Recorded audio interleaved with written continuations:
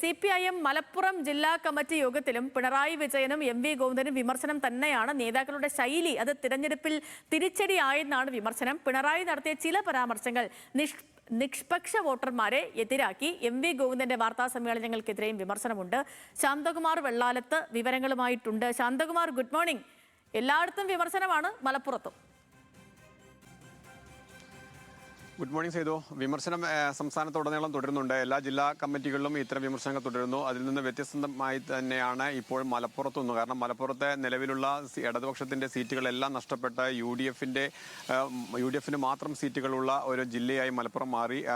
അതിനുള്ള ചില കാരണങ്ങൾ കൂടി ഈ വിമർശനങ്ങളിൽ ഉയർന്നിട്ടുണ്ട്. അതിലേറ്റവും പ്രധാനപ്പെട്ടത് ഈ ന്യൂനപക്ഷ വിഭാഗങ്ങൾക്കെതിരെ വെള്ളാപ്പള്ളി നടേശൻ ഉന്നയിച്ച പരാമർശങ്ങൾ. അതിനെതിരെ ശക്തമായ ഭാഷയിൽ ഒരു മറുപടി പറയാനോ പ്രതിരോധിക്കാനോ ഒരു പാർട്ടിയോ അല്ലെങ്കിൽ സർക്കാരോ തയ്യാറാവാത്തത് വലിയ തോതിലുള്ള ഒരു തിരിച്ചടിക്ക് കാരണമായിട്ടുണ്ട് എന്നുള്ളത് ഏറ്റവും പ്രധാനപ്പെട്ടത് തന്നെയാണ്. മറ്റൊന്ന് പൊന്നാനിയിലെ സ്ഥാനാർത്ഥി നിർണ്ണയവുമായി ബന്ധപ്പെട്ടതാണ്. പൊന്നാനിയിൽ സ്ഥാനാർത്ഥി ആയിട്ടുള്ള MK സക്കീർ നേരത്തെ വഖഫ് ബോർഡ് ചെയർമാനും ഒപ്പം തന്നെ PSC ചെയർമാനും എല്ലാമായിരുന്നു.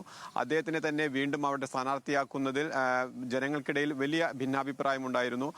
ആ ജനങ്ങളുടെ അഭിപ്രായം അല്ലെങ്കിൽ അവിടുത്തെ പ്രാദേശിക ഘടകങ്ങളുടെ അഭിപ്രായം പോലും മാനിക്കാതെയാണ്, അല്ലെങ്കിൽ അത്തരം അഭിപ്രായങ്ങളൊന്നും കേൾക്കാതെയാണ് MK സക്കീറിനെ അവിടെ ഒരു അധികം ജനകീയനല്ലാത്ത ഒരാളെ അവിടെ സ്ഥാനാർത്ഥിയാക്കാൻ നിശ്ചയിച്ചതിനെതിരെയും കടുത്ത വിമർശനം ഉയർന്നിട്ടുണ്ട്. ഒപ്പം ഈ പിണറായി വിജയനും MV ഗോവിന്ദനും ഒക്കെ ശക്തമായ വിമർശനം തന്നെയാണ് മറ്റിടങ്ങളെ പോലെ തന്നെ മലപ്പുറത്തും ഉണ്ടായത്.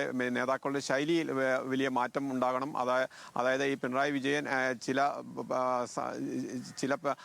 പരാമർശങ്ങൾ നടത്തി, അതായത് അത് പ്രസംഗത്തിനിടെ അത് വീട്ടിൽ പോയി പറഞ്ഞാൽ മതി തുടങ്ങിയ പരാമർശങ്ങളെല്ലാം അത് വോട്ടർമാരുടെ ഇടയിൽ വലിയ എതിർപ്പുണ്ടാക്കിയിട്ടുണ്ട്. അതെല്ലാം ഈ തെരഞ്ഞെടുപ്പ് ഘട്ടത്തിൽ പ്രതിഫലിച്ചിട്ടുണ്ട് എന്ന് തന്നെയാണ് മലപ്പുറം ജില്ലാ കമ്മിറ്റിയിലെ പല അംഗങ്ങളും വിമർശനമായി ഉന്നയിച്ചത്. അതിൽ ഏറ്റവും പ്രധാനപ്പെട്ടതായി വെള്ളാപ്പള്ളിയുടെ പരാമർശത്തെ ഒരു ഘട്ടത്തിലും അതിനെ ശക്തമായ ഭാഷയിൽ മറുപടി പറയാൻ പാർട്ടിയോ സർക്കാരോ തയ്യാറാവാത്തത് മലപ്പുറം ജില്ലയെ സംബന്ധിച്ചോളം, ന്യൂനപക്ഷങ്ങളെ സംബന്ധിച്ചോളം വലിയ ഭിന്നിപ്പുണ്ടാക്കാൻ കാരണമായി എന്നും ഈ കമ്മിറ്റിയിൽ ഇന്ന് വിമർശനം ഉയർന്നിട്ടുണ്ട്. ഈ കമ്മിറ്റി ജില്ലാ കമ്മിറ്റി ഇന്നും തുടരുകയാണ്.